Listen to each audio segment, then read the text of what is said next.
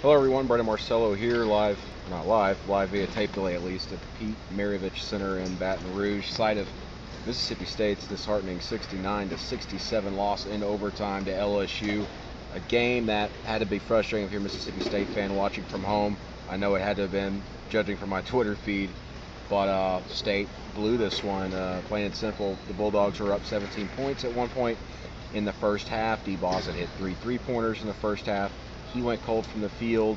The Bulldogs, though, allowed that lead to evaporate near the first half, into the first half, and in the second half as LSU went on a 23-6 run. And obviously the game went to overtime, but we'll focus a lot on that overtime and how that went down. But how about Rodney Hood hitting a big three-pointer to go up early, 61-58 in overtime, but it just evaporated after that. It wasn't really Mississippi State's night after that.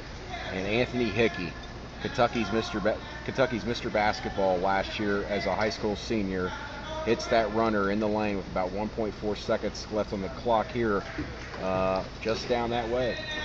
In fact, hits that runner to win it. State was screened hard. D. Boss was screened hard. Wendell Lewis couldn't come over to help on the backside, and he got the runner. Anthony Hickey made some great plays in this game. He also had that great right-handed layup just before that to give LSU a 67-63 lead to really help it. Rick Stansbury said, don't focus on that. He's trying to tell writers here today, don't magnify that play. Well, plays do get magnified late in games, like it or not.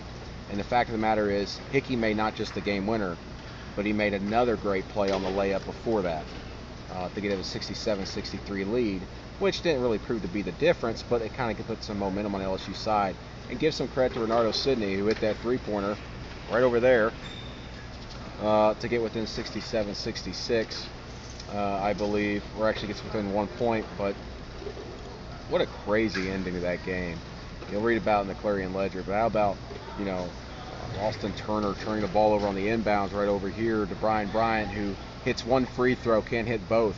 Hits both, maybe it's end up being a win just because of the complexion of the game. You never know how things are going to go, but either way you stack it up, you've seen it, you read about it,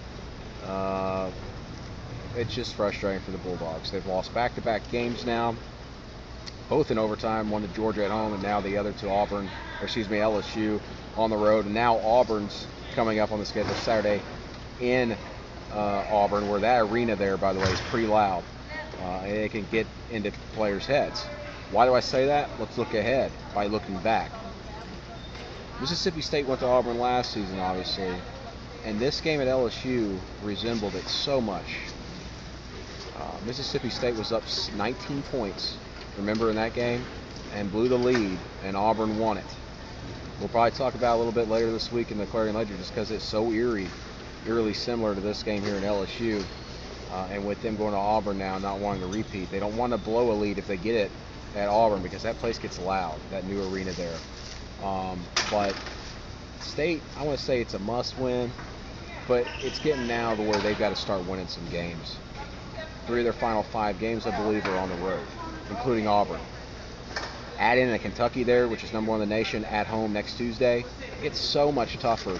The 2 games you could circle that I think fans would circle and go, okay, maybe those are probably wins, are hosting Arkansas in the final game of the season and going to South Carolina before that on the road.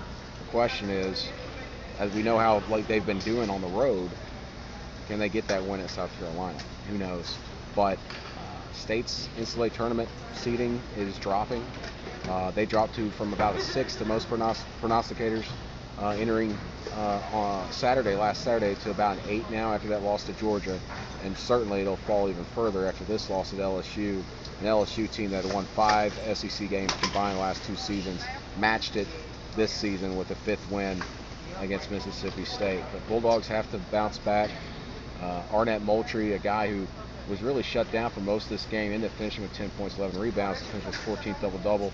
He also had 6 turnovers, including that late charge, as you'll remember, with 29.5 seconds remaining in regulation, that you thought you might be able to draw a foul because the free throw line, State might have won it there. It was 58-58 at that point, but they turned it over, and they couldn't get a last shot to win it. But he's fine. He injured his left shoulder there, if you recall. He grabbed his left shoulder. He's lifting above his head, okay, play the rest of the game. But he should be ready to go Saturday. And the Bulldogs need him to be full strength because He struggled tonight, and it hurt them a little bit. But overall, disappointing loss for the Bulldogs. Much more in the Clarion-Ledger on Wednesday, much more in the Clarion-Ledger later in the week as well. And we'll, of course, be at Auburn Saturday to recap that one, a game that the Bulldogs obviously need to win to help boost that resume. You got to win a couple games on the road in the SEC. That's going to do it. Brandon Marcello here. I want to hit the road to Starkville here in a couple hours. Thanks for joining me. Thanks for following along.